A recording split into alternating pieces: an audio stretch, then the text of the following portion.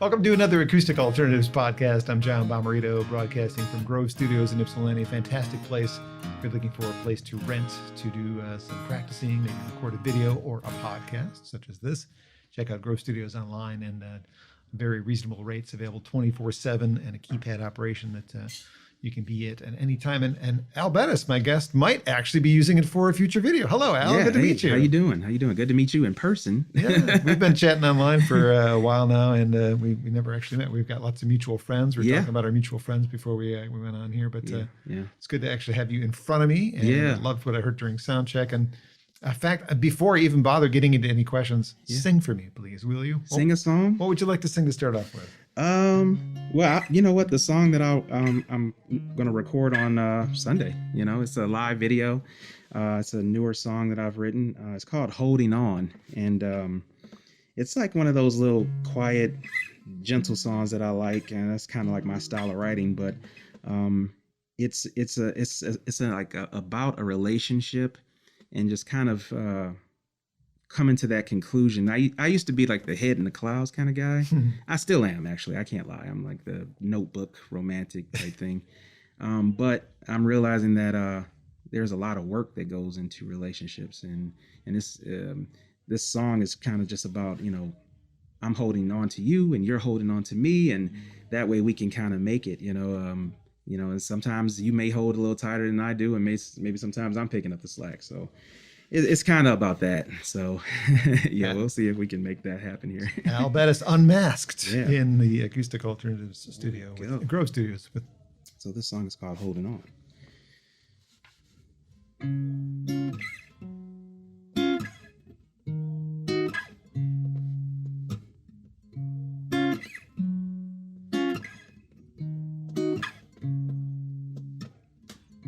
Long drives, long nights, high tides, good vibes, and it all made sense from the moment we kissed.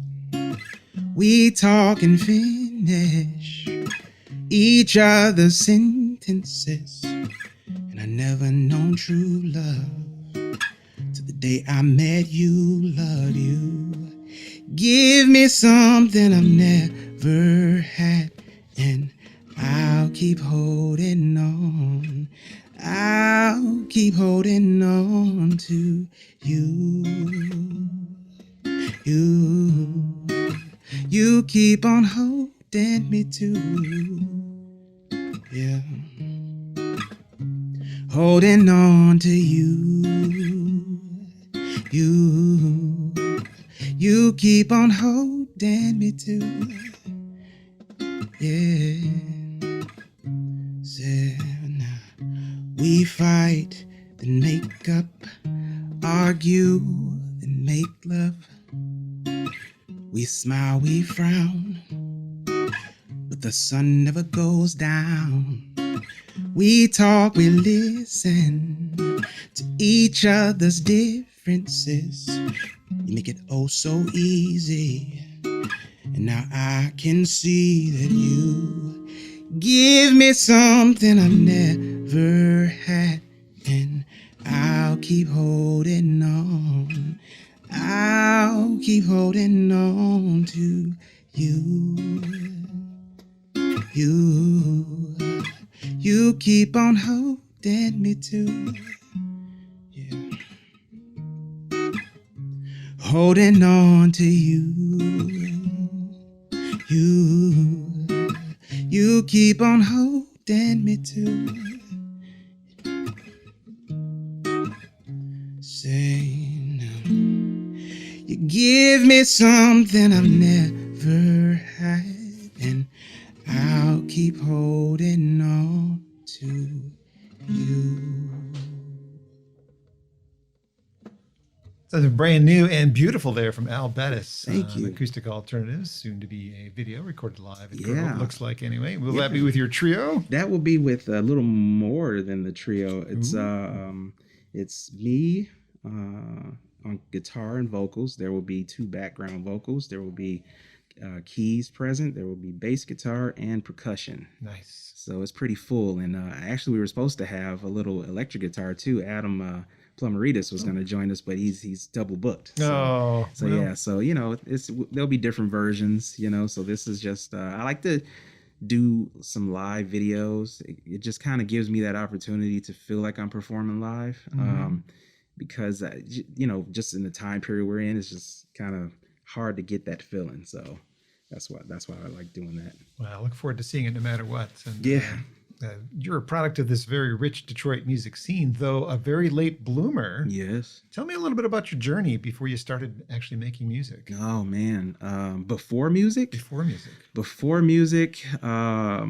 was pretty much what you're told to do. You go to school, you get your diploma, then you go to college, you get your degree, and then you work. And in between all that and preceding that was a lot. I don't think I've had the typical upbringing. My a lot of the stuff that you hear is because of my childhood, really. So my mother, I was raised with my grandparents, first of all. My mother, she was a drug addict. She had a drug addiction, and I lost her when I was about 20 years old. I'm sorry. Yeah, that was kind of a really rough thing to happen. But kind of just you roll with the punches, right? My father, he actually he's doing really well now. He's a drug counselor, but prior to this, he actually went to prison. And so when I was about one and a half, my dad went to prison, and he was gone my entire childhood. Like I got to see him outside of the prison gates when I was getting ready to graduate high school. Wow. Yeah, that's a long time without him. Yeah, it was a long time, and it's not. I don't want to be like the sad sack, but those things that happened in my life, they kind of brought me here. So those things happened. I was raised by my grandparents because the social services wanted to take me because of the situation I was in with my mother. So they raised me, and I loved my grandfather. I lost my grandfather early as well. I was probably about in the 7th grade. And that just left my grandmother. She was there. She raised me, and she got me almost all the way there. She passed away my senior year in high school. So I kind of, from the age of 17, man, I've just been kind of on this journey to find out who I am and why everything, happened the way it happened. And so when you say prior to music, there's a lot prior to music. We had to book this like 2 hours. Quite a few bumps along the way. It all, looking back on it now, I can see it. My stepmother, my dad's wife, she's also a counselor, and we were having a conversation, and she said, everything the goals that you have are a result of your childhood. You want that loving family. Because you didn't have it. You want to be as involved in your daughter's life as you can be because you didn't have it. And so it's just all those things, and it's kind of what I write about. So and you're an extremely well-adjusted individual considering the things you've been through. You roll with the punches. You do what you can do. They leave a lot of bruises. They leave a lot of things that you have to deal with when you get older, Well, not everybody comes out as strong as you did. So pat on the back from across the table. It's a pretty awesome story. Yeah. So then along the way, your love of music, which must have developed long before 30. I mean, you didn't just suddenly decide you loved music. I was thinking about this today because I said, what will I talk about? Because we don't have any set questions, right? No, of course not. It's a conversation. Yeah. So for me, music, I've always loved music. And I typically do say that I started music at the age of 30. And then when I look back to today, preparing for this interview, I said, I really shouldn't say that because music has always been there. Like it's always been a love of mine. My earliest memory of music, my earliest memory involves music. It's like, wow, what was that? I remember sitting at a table in my mother's home, and there was rough times where we didn't have food, we didn't have electricity, we didn't have these things. And this morning, for some reason, the sun was shining so bright through the window in the kitchen. She was cooking something, and the radio was playing this song by the Clark sisters. And every time I hear that song, that memory is just right there. I could see myself sitting at that table looking out. And so every every like those childhood memories are like attached to like music. I remember walking on the east side of Detroit, and there was a blues store, and it had a speaker outside, and it just constantly bumped the blues. And I didn't know anything about the blues. I just know I liked it and it felt good. And you know, my family members, they would play cards and they'd play the blues. And you know, even earlier, my dad, having conversations with him, he says, you know, when you were in your mother's womb, I played jazz to you. And I said, oh, okay. You know, I was never a jazz, you know, person per se. And the more that my journey in the music, it's like I'm sounding more and gravitating more towards this sound that's infused with jazz. But I used to sing as a kid, and I remember my mother's sister, my aunt, she would always ask me to sing a song. And so I'd sing something, you know, and everybody wanted to be Michael Jackson, right? So, you know, you're doing the dance moves and everything. And I remember getting to a certain age, and there was one memory. This lady said, I was sitting with my grandmother, and I was preparing for like a talent show, and I wanted to sing a song. And I don't even remember if I went through with it, but I remember walking over to this person, and I think she was a relative of ours. And I said, hey, I'm gonna sing, you know, at this talent show. You know, would you like to hear it? And she looked at me and she said, I don't like to hear kids sing. Very encouraging. Just took the air out, right? So I just said, okay. So that made me feel bad. And then there was another memory where I think I was like trying to sing. There was like this when Tevin Campbell came out, he was on this album, and I think that I can't remember. Graffiti Bridge. Yes. Yeah. So don't try to go past me. So I was trying to, you know, I was singing, and I had a really high pitched voice. So much so, like when my dad, he'd call home from where he was, and I'd say, hello. And he'd go, he said, man, what's, you know, and so he said, somebody over there, hey, go check on my son. Is he okay? Like his voice is really high, you know? And so toughen him up now, you know, one of those things. But I had this high voice, and I had someone make fun of me. They were like, hi, you sound like Tevin Campbell, you know? And Tevin Campbell has a record contract to you. Yeah, that would have been a good response. But at the time it was like, I don't sound like Tevin Campbell. My voice is lower, you know?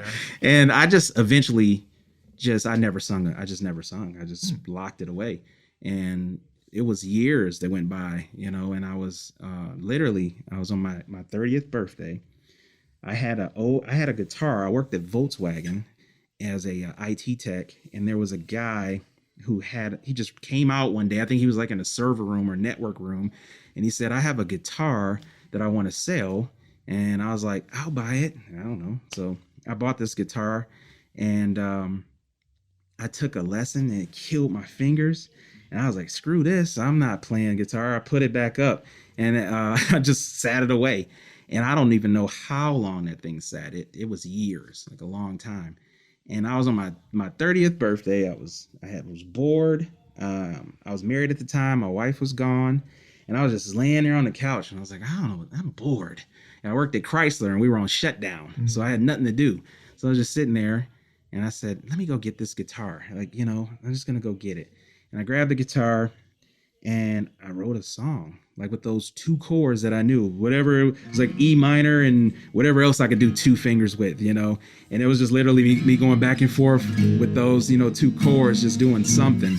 And at the time I was involved in church, and there's a whole spiritual thing that I think took place before this, where we would fast every week, like one day. And I was fasting, and I was doing spoken word. I thought, all right, because that's what I wanted to use the guitar for. I wanted to mix it with some like spoken word. Gil Scott-Heron stuff. Yeah, I thought that would be cool. Yeah. So I was writing all these poems, right? I got my heart broken, and so I started writing poetry. And so I was writing all these poems, and all of a sudden those poems just start transitioning. And I had this guy, it's gonna sound crazy, but I had this conversation with this God that I know, and I said, you know, you're turning these into songs, but I can't play an instrument. What am I gonna do with a song? So I would start these poems, and it would have the cadence of a poem, and then I would sing like a chorus. And I was like, I don't know what I'm gonna do with this stuff. And later on, not too long from that point, I started writing songs, and I've never stopped. But it's also been the moment of my greatest challenge. My greatest challenges came when I picked up a guitar, because that anxiety, I thought like, at first I was excited, and I went to my pastor and I said, I wrote this song, you're not going to believe it. And he was like, okay, let me hear it.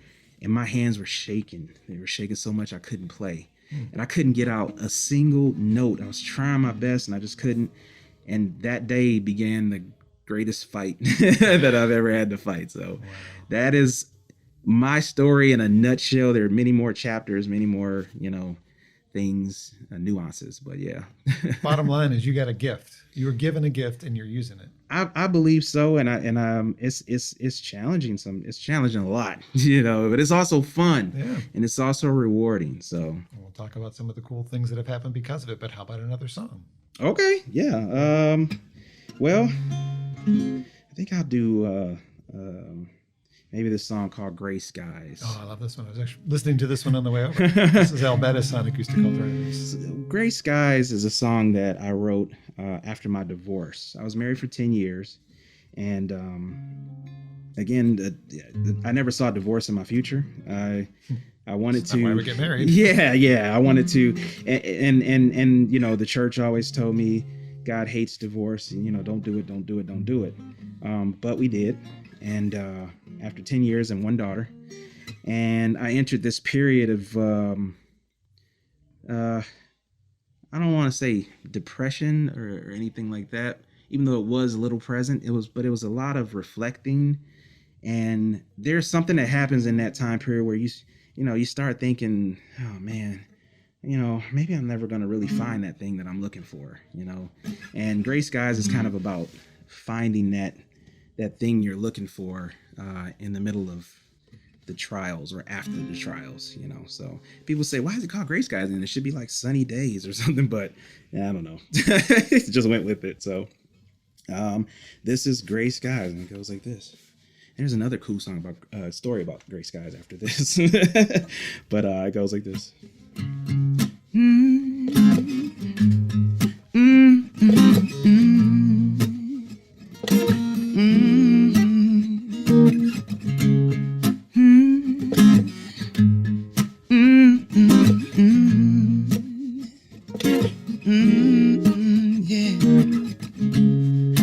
Started with a smile, your soft eyes peeking through my soul.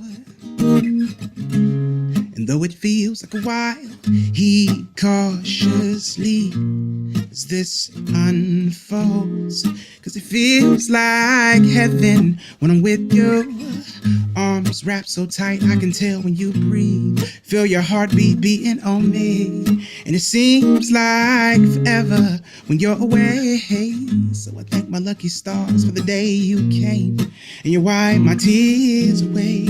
And now that no more gray skies over my head now, the sun is breaking through, and it's all because of you. Now that no more gray skies over my head now, the sun is breaking through, and it's all because of you. Yeah.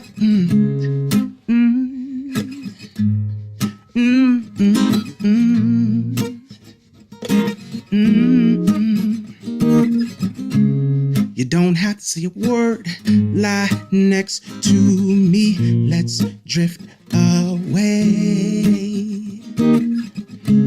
It all feels like a blur, moving so fast, and we both pray that we can withstand the fray. But it feels like heaven when I'm with you.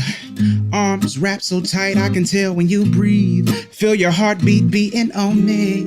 And it seems like forever when you're away. So I thank my lucky stars for the day you came, and you wiped my tears away. And now that no more gray skies over my head now, the sun is breaking through, and it's all because of you. Now that no more gray skies over my head now, the sun is breaking through, and it's all because of you. Yeah, I I feel your heart pulling on me. Yeah. Just like a puppet, you hold the strings. Yeah. I am all yours. Do what you want with me. 'Cause when I'm with you, I see things clearly. And I'm better when you're near me. No more gray skies over my head now. The sun is breaking through, and it's all because of you. Now there are no more gray skies over my head now. The sun is breaking through, and it's all because of you. There's no more gray skies over my head now. The sun is breaking through, and it's all because of you. Great stuff from Al Bettis. You can find that on his debut EP that came out in 2019, The Listening Sessions, and that's the lead track on there. And so glad you played that one. So what's the rest of the story on that one? Oh man, Gray Skies. So I went to NAMM. Mm-hmm. My friend, he talks me into going to NAMM, and he was like, it's going to be the greatest thing that ever happened to you. I feel it. I said, okay. So we went out to California. It was my percussionist, actually. So we went out to California, and Jarrell paid for me and everything because I was like in this transitional period. And I get out there, and NAMM is like superstars everywhere. Everybody can play. Everybody can sing. Everybody can do whatever to the top level, right? It's National Association of Music. I can't remember that last. Yeah. It's a big deal. Yeah, it's a huge deal. So I mean, it's nothing. You can see John Mayer walking past. You can see whoever, and there's like these. I don't want to use this term. Hot doggers, right? They know what they're doing. They go out there and they're like, I'm gonna get an endorsement with that company, right. And so they'll play. Just flashy circles, right? That's never been my MO. I think I kind of emote, and if I can connect with you with the song, that's what happens. There's nothing flashy that's really happening with what I'm doing, and needless to say, it was like for self-confidence, a boom, right? And so we come home from LA and nothing amazing happened, nothing at all. So he says, hey, NAMM, this summer we're going. I said, I don't think it's for me. And we went anyway. My bass player, he can do that. This guy he knows music theory. He knows, without even knowing it, right? And he can just play with anybody. As soon as we get there to NAMM in the summer in Nashville, he just grabs a bass, goes to town, and the company says, we're going to give you an endorsement. We were only there for like 10 minutes. So, while I'm happy for him, I'm like right back where I was in LA. I'm like, where do I fit in into, God, you gave me this gift, right? I believe you gave it to me, but why can't I connect with, anybody, the way that I want to, the way I see other people, right? And so I'm walking around, I left there, and I'm walking around NAMM, and I'm watching the singer-songwriters playing the guitar. I'm listening to the songs. And I work my way up to Taylor Guitars. This is the guitar I have right now is a Taylor guitar. That's beautiful. So, this is the GT Ash. It's like a new model here. So I walk my way up to Taylor Guitars, and that didn't make me feel any better. There's like guitarists everywhere. And actually at the time, they're following some guy around with a camera. And I'm like, he must be famous, So they're like following him around. He's picking up guitars and talking. And so I grabbed a guitar off the shelf, like, because I have a 7 Series at home. So I grabbed their new model, like that was like a 7 Series. So I sat down and I started playing Gray Skies. I was just playing it, and I was sitting in my own little corner, and I just start singing the song. And as I'm doing that, in walks my percussionist and my bass player, and they're like, hey, we can hear you all the way down the hall. And I was like, how? And I was like, man, these acoustics in here are just great, right? And as I'm playing the song, I just start singing, over my head now, the sun's breaking through. And the guy with the camera pans around. And then, so I know enough to know when an opportunity is there. So I said, keep playing. So I kept playing the song, and I'm singing it. And he recorded the whole song. And then he sat down with me and he interviewed me, and he said, hey, I'm from Taylor Guitar. I'm one of the reps, or I work with them. And his name was Gabriel. he said, can I put this on the Taylor Guitar site? I said, sure. So they put it on their blog site, and all these people start commenting, who is this guy? That's a great song. And it turned into some kind of a relationship with Taylor Guitar. Nice. I'm not an endorsed, artist, but like this is their brand new model, and this is something they just sent to me, and it was like right on time. I was like, sweet, because I need to put my other one in the shop. So, nice. So that's the story of Gray Skies. Like this random time where I just felt like crap. Like I didn't fit, and I'm in the guitar mecca where everybody can play guitar, circles around me, and sing. There was one guy there sound just like Chris Stapleton, no lie. No. But this opportunity, like God just dropped it there. Like I didn't know, like there was no audible voice that said pick up the guitar and play Gray Skies. It was just like, I don't know what ordered those steps, right? They talk about that, but my steps walked all the way from this other area up the steps into Taylor Guitar at the right time to start building a relationship with this huge guitar company. That's cool. So I ended up doing they have a song called I Know What Love Is. And I ended up like singing like on the backgrounds. There's a ton of artists though. There's like 50, 60 artists. And Jason Mraz, KT Turnstile, Zach Brown are some of the major names. And it's like a song for COVID, like artist relief. And I got to be on this song. And like one of my like huge like people that I look up to in terms of music when I first started playing was Jason Mraz. Nice. And so I'm like, oh my God, so Jason, you just never know. I don't even know why. Maybe somebody's listening to this and I don't know, they'll say they might be wanting to give up. Don't give up. Don't give up. That's a great story. Yeah. So I wanted to tell that. I didn't mean to tell that, but yeah. Well, that's good. So, You're going to get there eventually anyway. Yeah. I want to back up just a little bit to that late start of yours. And I think I was giving that some thought. Mm-hmm. There's an advantage to you being a late starter and having the wisdom of way more music behind you than most people who pick up the guitar at 16 and start trying to write songs. You got 30 years of absorbing great music from all over the world before you started writing serious songs. I've never looked at it that way. I've always looked at it like it was a handicap. Like, why didn't you start me earlier? Because during all that time when I had nothing to do, I would have been playing and working out my chops, when I talk to guitarists like Adam, and it'll be sick. I'll say, how did you do that? And then he'll say, well, man, just keep practicing. I've been playing since I was like 7 or something. Right. I'm like, holy man. Or like, Trey Simon, awesome, right? And I'm like, how did you do that? He's like, man, I've been playing forever. I've been through all this. So sometimes I feel like it's a handicap.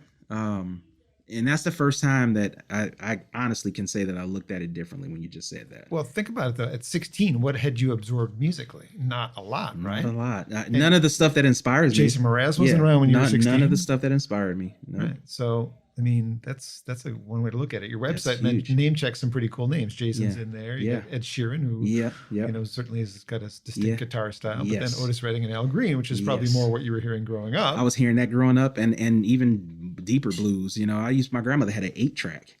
I'd be popping in Muddy Waters and B.B. King. Stuff like that. Yeah.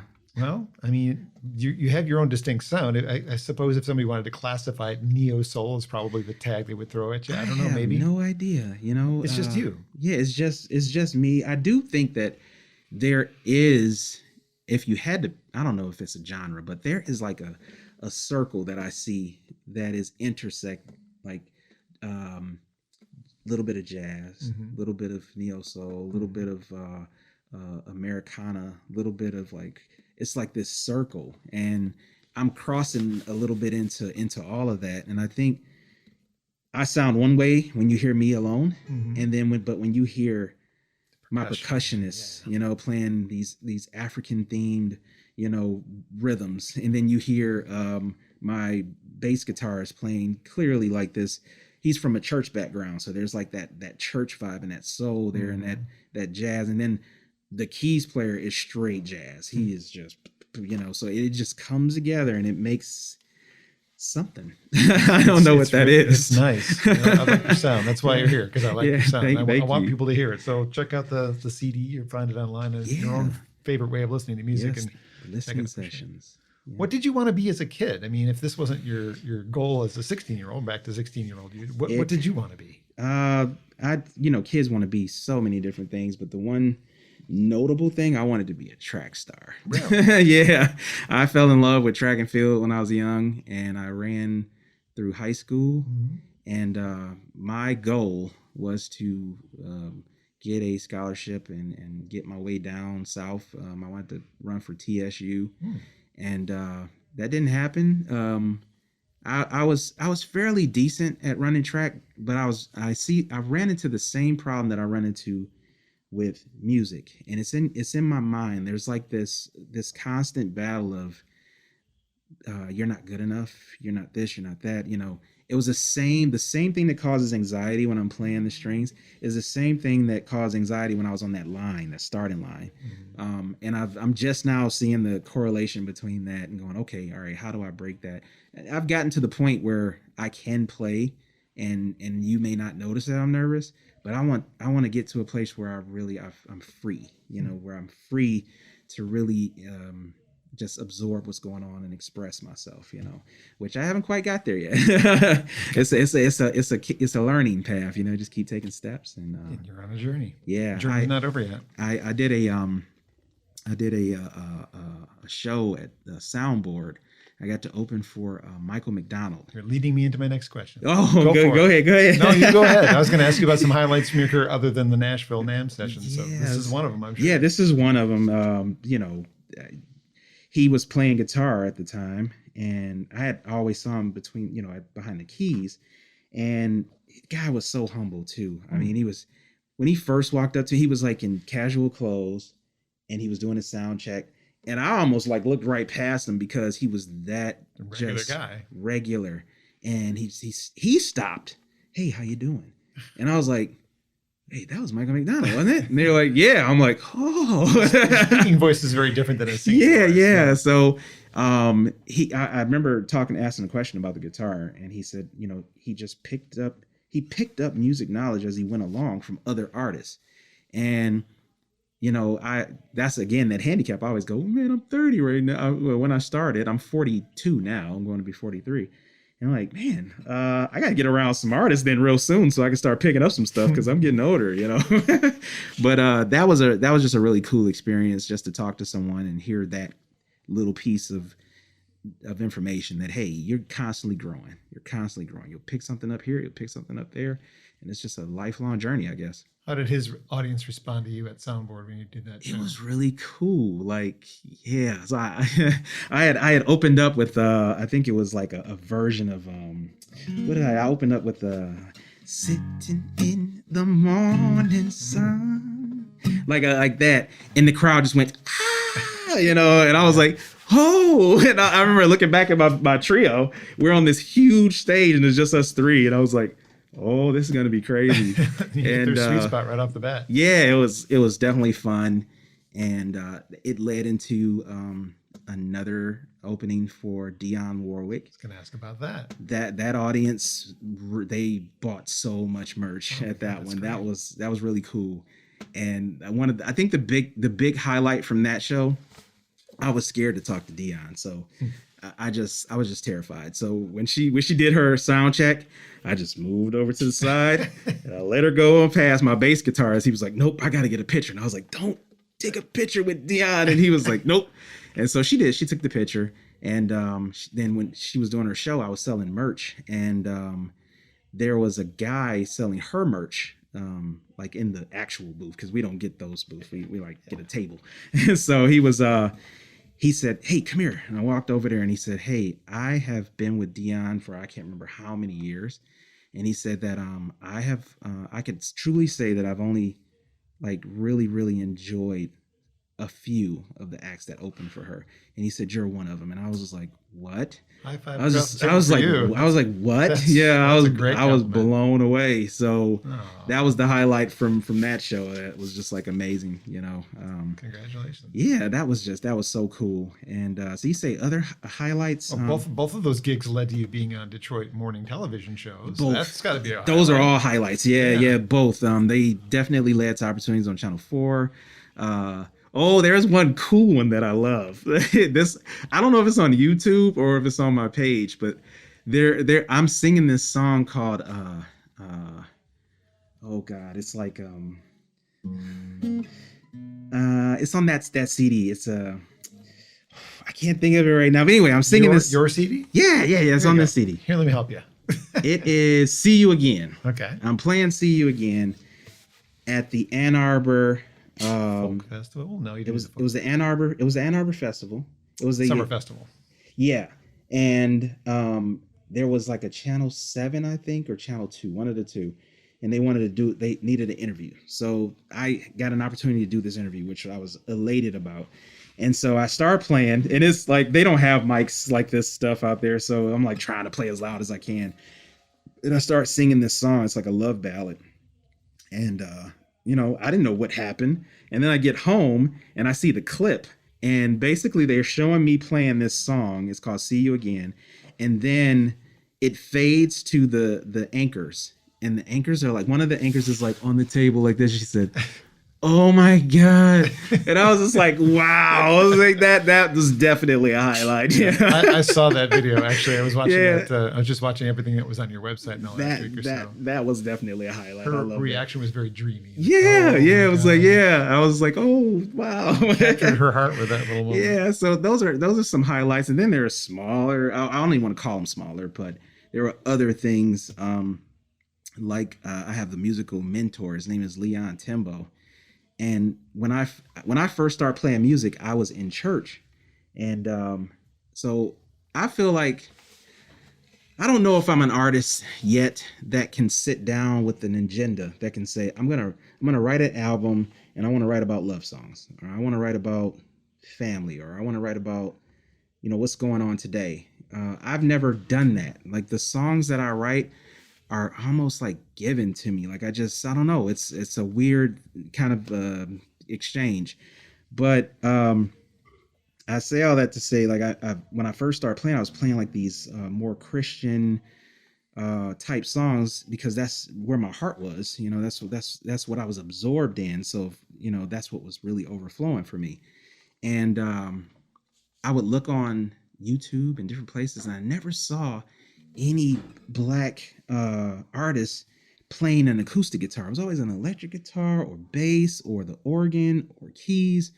And I saw this guy named Leon Timbo playing an acoustic guitar, and it was just like me, and his music even felt like mine. And I was like, wow. And so I didn't know him. I was just sending him messages. I found him on Facebook, and I would send messages. Hey, check this out. No response. Hey, check this out. No response. And I just do that. And then it turned out that we had a friend in common who at the same time, while I was sending him these messages, she was going behind my back and not even telling me and saying, hey, there's this guy in Detroit that I really want you to meet. You two are kind of similar. And finally, we met, and it was like, boom, it was like brothers, right? Mm-hmm. And, that is something that's a highlight, just being around somebody like that. And there was another guy named Chuck Toko that was here. He was a Christian artist, and we both were on the Light 103.5. Mm-hmm. Same thing. So it was like these weird, some people would call them coincidences, but they really weren't. It was just like my steps walking up to Taylor Guitar. It's just this odd thing. I refer to myself jokingly as like the Forrest Gump of music. Like it just kind of stumbled into it, I guess. Well, I'm glad you did. Yeah. I would love to hear another song. Okay. All right. What would you like to do? Well, for a while I was kind of known for some heavy. I'll call them heavy instead of sad. It was like these because it's always about my heart and what I'm dealing with. And it's just now that I got to a place where I can go through a heavy period and find the joy in it and write about that instead. But this song is it's just about, again, relationships, and when you're with someone and they can't make their mind up, or and you just feel like you're being crushed, and then all of a sudden you're just numb. You don't feel love for them anymore. You don't feel anything for them anymore. You're just numb. And so that's what this song is about.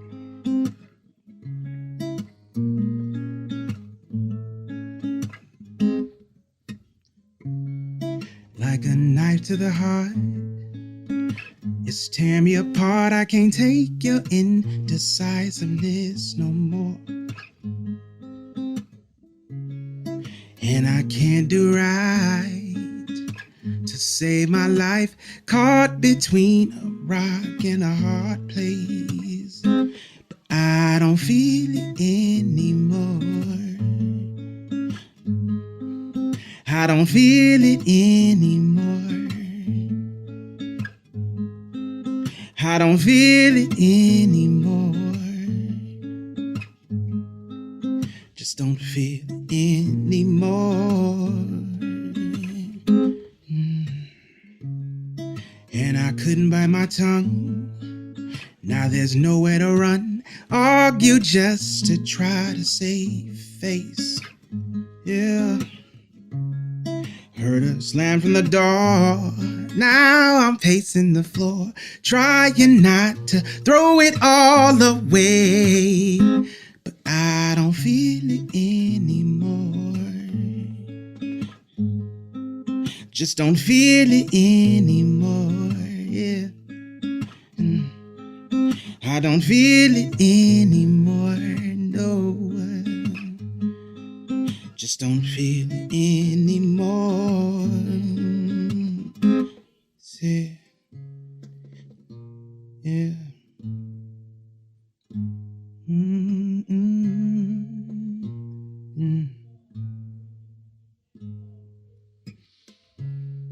Now I'm texting your phone, begging you to come home. It's been at least 2 days since I heard.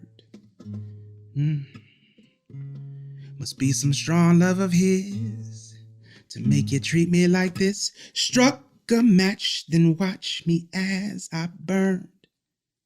But I don't feel it anymore. Just don't feel it anymore. I don't feel it anymore. Just don't feel it anymore. That's numb. I say this from time to time about music, and that one qualifies for sure. Some songs you hear and some songs you feel. That one, oh man, Yeah. How do you sing that? Because that's got to be painful memories for you. Yeah, you know what? Or have you No. distance yourself from it? Yeah. There used to be a time where there's still some songs that'll sweep me up like that, but yeah, for the most part, I'm thinking about it, but again, that's in the past. I used to use this reference where it's like the stars, right? I'm not a astronomer or anything, but like the light, from my understanding, the light that we see was generated thousands of years ago, or maybe even longer. So you're seeing the energy from something that took place a long time ago. And that's what like music is for me sometimes. Like this took place a while ago, and you're just now seeing it now, you know? Yeah. And so sometimes because of that, it's like I can play something that's heavy and not get swept up, too much by it, because it's like I'm healed from it almost, or the song kind of just, like you said, let me step back from it. So yeah. Nice. Well, this has been a really interesting 12 months for most of us, but one of the highlights of the last 3 months for me was some of the live music I've got to experience online. And I got to say, I was really surprised, first of all, that you were part of a John Prine tribute, but how well, like you were one of the highlights of that whole thing. And I just wouldn't expect you to be a John Prine guy for some reason. So tell me about that. That blew me away. So first, anytime the ARC asked me to do something, I'm like, yes, please. Yes, please. Yeah, that's just the way that it is. And it's that way because not just because what the ARC represents, because even though I'm an artist, I'm really disconnected from a lot of things that most artists know. Just because like when music happened for me, I was a dad, and I was kind of like, in learning about how to take care of a kid and going to work. And so there's a lot about music that I don't know right now, including some of the stuff that's in the culture. And so I didn't really know what the ARC represented, but I know how it made me feel. So there was a day I wanted to quit music. Happens a lot though. But this day I was set on it. I was like, it's done. I'm never doing it. I'm never doing music again. I'm not getting anywhere. And a friend of mine, I was working at this place called Bettis, and he said, "Hey, I want you to come with me to this concert at the Arc." And I said, "Well, who is it?" And he said, "It was Colin Hay." Oh, wow. And I was like, "Who's Colin Hay?" And he's like, the song "I Come from a Land Down Under." And I was like, "Yeah." I was like, "Okay, well, am I really going to enjoy this concert?" And he's like, "Yeah." Yes, you will. You're going to laugh your butt off. I didn't know much about Colin Hay, so I went to this concert. And first of all, the venue itself was just like amazing. I liked it. And I sat down. We were like second row on the right side. And I watched this guy with just a guitar. I mean, he had some other instruments up there at times, but he was a one man show, and he's playing these songs. And I was listening to his stories that he told. His stories were just as good as the songs, his delivery of them. He's funny. He's hilarious. He can switch it and give you something so heavy. There was a lady in front of me that was just crying when he was singing a song about like some girl who like died. He went to like, it was a love of his, and he went to like check on her or something like that, and she was gone. And this lady was crying, and I left that show and I said, I want to do that. I want to make people feel something like really intense, like when they're at a show. And that's when my love started with the Arc. And then the next thing, I got to do a show at the Arc. I opened up for Valerie June. Oh, wow. And that was amazing. Like, just that experience blew me away. Being in the green room, seeing all the people's signatures on the wall, that was like, I felt like I was a part of like something, like I'm a part of this thing that I've been loving all my life, this music, right? And so that's where the Arc came in. And now John Prine, I'll have to be honest, it wasn't until he passed that I learned about him. And once he passed, it was on CNN, and I was like, who's John Prine? So I looked it up, and I started seeing these videos and these songs, and I was blown away by his writing. I was just like, wow.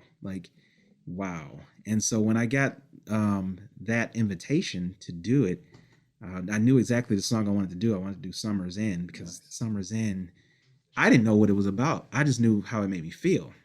And then to find out that he wrote it for a guy that lost his life to like narcotics, like it was an opioid, I believe, that he died from. And watching the video, it's just such a heavy video, and once I found out the history of it, I was like, I really want to do this song, because I lost my mother to heroin, heroin and HIV. So I had a tie there with that song, and which made me go down an even deeper rabbit hole, learning more about him and his tie to the Arc, and how he, pretty much did that free show way back in the day. It was just like, I was so happy to be a part of something like that. So, you really captured that song too. You did such a great song. I was so nervous about that song because I knew I couldn't do it like him. You weren't supposed to. Right. So but I didn't want to disrespect the song by doing it, too crazy from. Well, there's no point in doing a cover if you're just going to do it the same way. For you. So I tried to keep in that wheelhouse, but just make it me. Yeah. And I was so nervous about that song. I was like, I wanted to keep emailing the Arc over and over again. I know they were busy because it was a folk festival. Yeah. I was like, did you guys get it? Yeah, we got it. Okay. All right. Is it playing? Yeah, it's playing. Okay. Do you like it? The response was really good. I saw a lot of people commenting. It was a good response. Yeah, it was. Sure. Yeah. It was a good story too. Yeah. All right. So I was told to ask you your opinion about the new Disney offering, The Falcon and the Winter Soldier. You mean the series itself? I am over the moon about that. Like, I don't even know what it is, so you gotta tell me. Okay, so I wasn't a comic book guy growing up. So for me, everything that's happening is brand new, right? So when I first saw, I think it was Iron Man. I think Iron Man might have been and I was like, what? And then I'm a Marvel guy after that. We like the Marvel one. Yeah. So when this came out, I lost my mind. I was like, because I didn't even know it was happening. And then I looked up and it was on Disney Plus, so I didn't even have to wait for it. So I once I watched it, I was like, yes, Marvel is back. I was so excited about it. So yeah, I'm in love with that right now. Now I need to go find that for the weekend. Yeah, it's a good watch. It is. Seems unlikely, but I'm also told to ask you about a Paula Abdul cover. Yeah. It's been so long since I played that. It's a song called Straight Up. I wouldn't even remember how to play that right now, but I did my own version of that. I can't even remember the chords. One of my previous guests, Olivia Deer, used to cover that one too. Did She did a she? little quick a cappella version of it with her boyfriend doing percussion. In a train, I don't know which way to go. Say if you were all that you seem, then maybe I'm moving way too slow. I've been a fool before, but I wouldn't want to. Oh, I can't remember the words now. Yeah. But I used to do that a lot, actually. Yeah, it was like to the point where when I did a show somewhere, they'd go, play straight up. Yeah. I actually did that at the Valerie June show, and I was so nervous to do that. I was like, I don't know if they're gonna respond, and they loved it. maybe I just figured out what I need you to do. So, because as I was driving to come do this, Yeah. and I talked about this before we started today, but you, Adam Plumeritis, and Trey Simon together doing something as a trio, That maybe would a little be- covers EP, Yeah, including that you would guys be- covering like the harmonies. and Yeah. that would be pretty cool. the three voices together with the soulfulness of all That three. would be of you. pretty cool. And, oh man, you got all the guitar chops covered. All I Yep. got to do is hit my note at that So- point. So when that happens, I just need a little thank you in the credits. Yeah. That's all I'm looking for. So this summer, I mean, Yeah. we're probably going to have some shows to go to, right? What are your plans for outdoor shows this summer? Do you have anything? I don't have any right now, but Are you I'm gonna pursue 'em? super. Yeah. Anything that comes up that I feel safe, I definitely want to do. I've had my eyes on Sonic Lunch forever. if and it happens this year. Yeah, and I had an opportunity right that same year. Was it last year? Mhm. And man, when I got the email, I lost my mind. Especially when I found out, and I don't even know if I could say it. When I found out who I was opening for, I was like, yeah, all right. The show got canceled anyway, but It got who canceled. were you Yeah, supposed to open for? Go ahead. oh, tell it was the War and Treaty. Oh my goodness. And I was like, come on, like I've been following them. Oh. Yeah, I was so excited They're so to great. do that, and it didn't happen. So yeah, and then there was I had a jazz show, an hour jazz show put on by Comerica Bank at the library downtown Detroit. That was supposed to happen, and so that didn't happen. It was so many cool things, but yeah, I'm ready to do some outdoor things. Backyard shows. Look into that, because I Yeah. bet some people would book you for house concerts if you threw it out there as an option. You should. Yeah.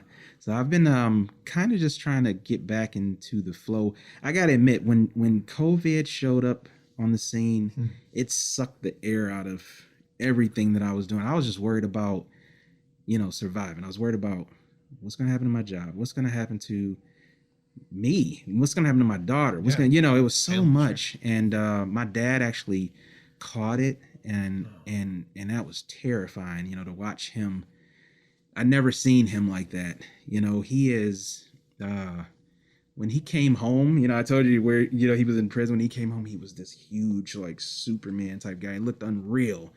And to see him in his 70s scared, Frail, I'm sure. yeah, he didn't want to say he was scared, but he couldn't even talk or respond.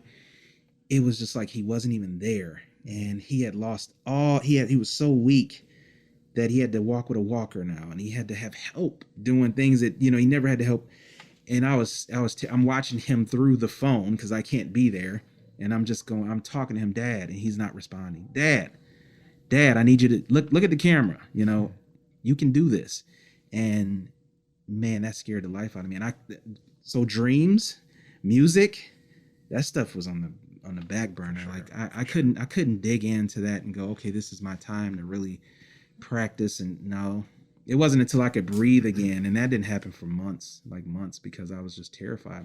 My fiance is a flight attendant, and I'm terrified for her, terrified for me and my family, because if she brings it back, It was so much to it, you know. There's still a lot to it. It's still a lot to it. Yeah. I mean, I don't really want to do an interview with a mask on, but I'm doing it because it's the right thing to do. Yep. So thank you for joining me, by the way. Yeah.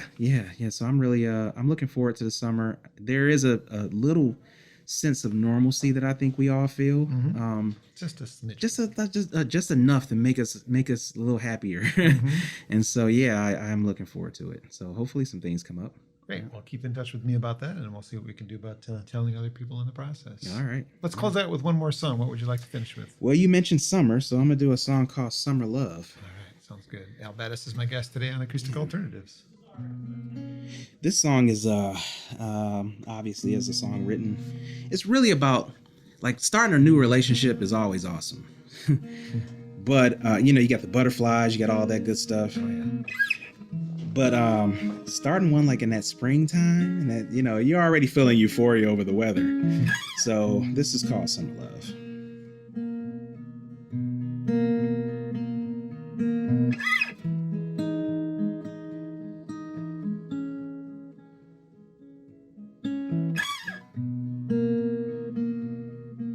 There's no better way.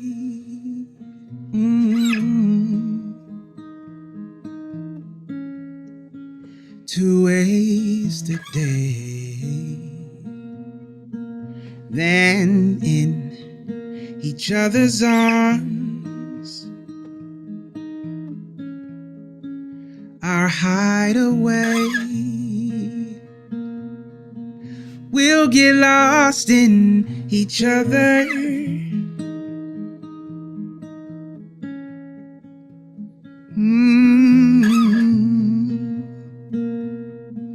Nothing else even matters. No.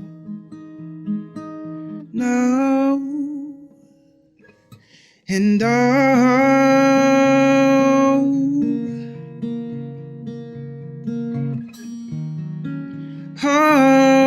yeah. And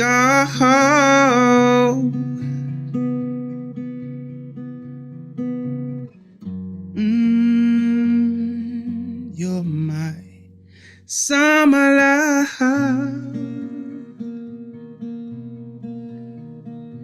summer love.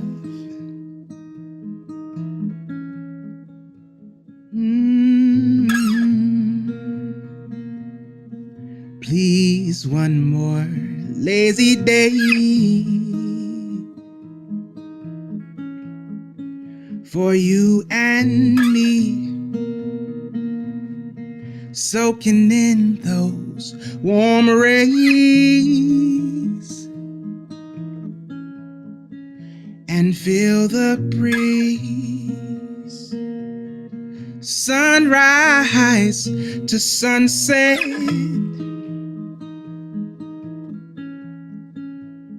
Oh no, holding hands, discussing how we first met,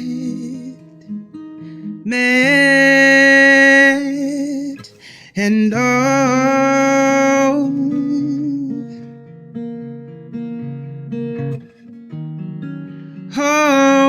yeah,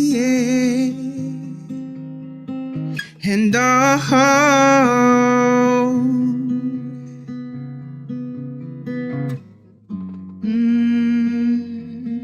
you're my summer love, yeah, my summer love, my summer love, yeah, summer love.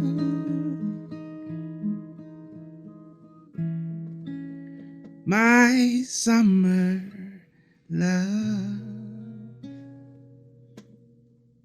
Beautiful voice of Al Bettis on Acoustic Alternatives. Summer Love can be found on the listening sessions, the EP that's available, albettismusic.com, digitally available, physically available. I don't know how many copies are left in the world, but I'm glad I have one. Yeah. I'm so glad we had a chance to finally meet in person, Al. It's really good to see your face and your eyes and hear your voice singing just this many feet away from me. Yep. I think that gift that you've been given is going to last you a while. I hope that you can parlay it into some more really great stories and opportunities like we talked about today. Yeah, I really hope so too. Pleasure to meet you. Pleasure to meet you. Thanks for being part of Acoustic Alternatives. Next week's planned guest is Jason Singer of Michigander, so make sure you keep an eye out for that one.